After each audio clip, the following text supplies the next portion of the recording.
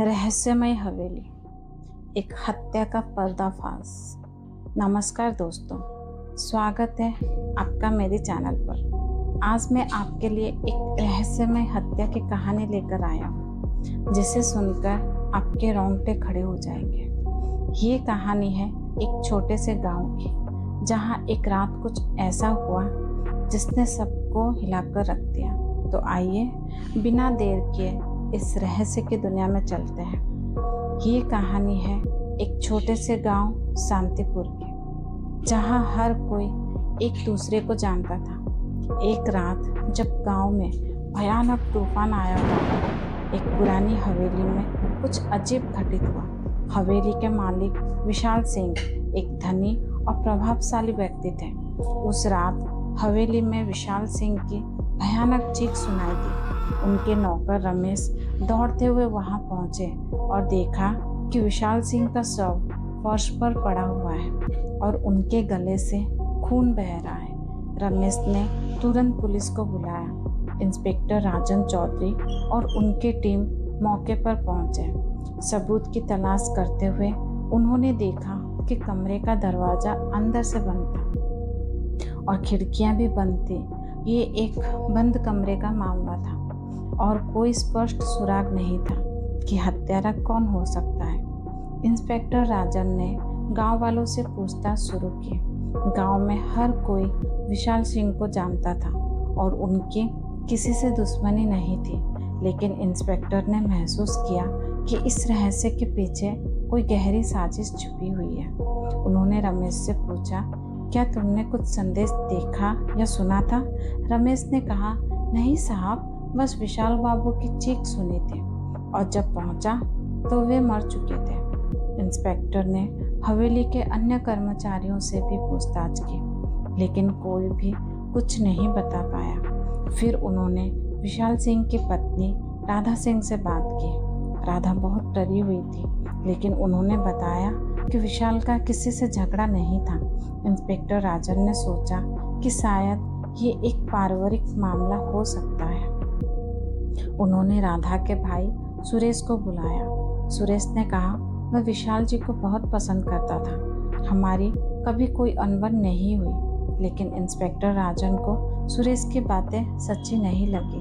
अब ये मामला और भी पेचीदा हो गया था। बंद कमरे में हत्या और कोई सुराग नहीं। इंस्पेक्टर राजन ने तय किया कि उन्हें कुछ ऐसा करना होगा जिससे हत्यारे को बाहर निकाला जा सके। इंस्पेक्टर राजन ने ये समझ लिया था कि इस मामले को सुलझाने के लिए उन्हें कुछ अनोखा करना होगा। उन्होंने सभी गांव वालों को हवेली में एकत्रित किया और घोषणा की, आज रात हम सभी यहाँ रहेंगे और देखते हैं क्या होता है। रात हुई और सभी लोग हवेली में थे। इंस्पेक्टर ने पूरे घर की तलाशी ली और देखा कि एक खुफिया कमरा भी था जो काफी समय से बंद था। वहां जाने पर उन्होंने देखा कि वहां कुछ पुराने दस्तावेज और फोटोग्राफ्स रखे थे। इनमें से एक तस्वीर विशाल सिंह और उनके एक पुराने दोस्त अर्जुन को दिखाया गया था। इंस्पेक्टर ने राधा से पूछा, ये अर्जुन कौन है? राधा ने बताया, अर्जुन और विशाल बचपन के दोस्त थे, लेकिन कुछ साल पहले उनका झगड़ा हो गया था और तब से अर्जुन गांव छोड़कर चला गया था।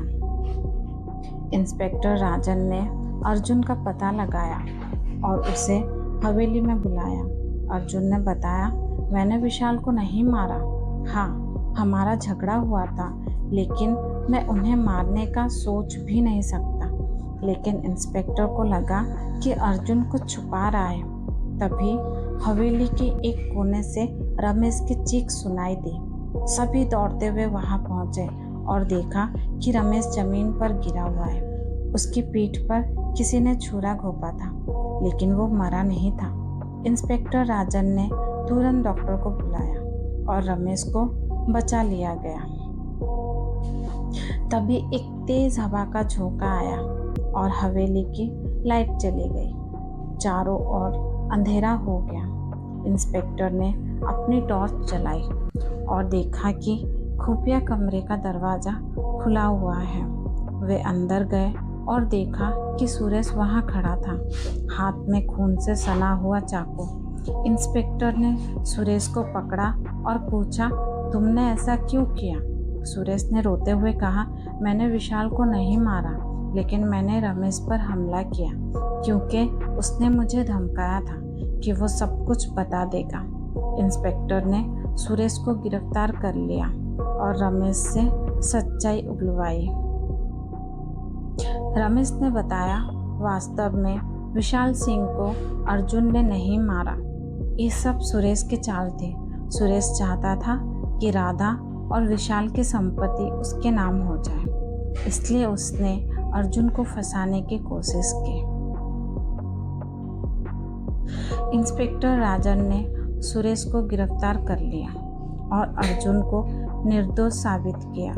राधा और गांव वाले इंस्पेक्टर राजन के शुक्रगुजार हुए, जिन्होंने इस रहस्यमयी हत्या की गुत्थी सुलझाई। तो दोस्तों, ये थी हमारी रहस्यमयी हत्या की कहानी। उम्मीद है आपको पसंद आई होगी। अगर आपको ऐसी और कहानियाँ सुननी है तो मेरे चैनल को सब्सक्राइब करें और बेल आइकन को दबाएं। मिलते हैं अगली कहानी में, तब तक के लिए अलविदा।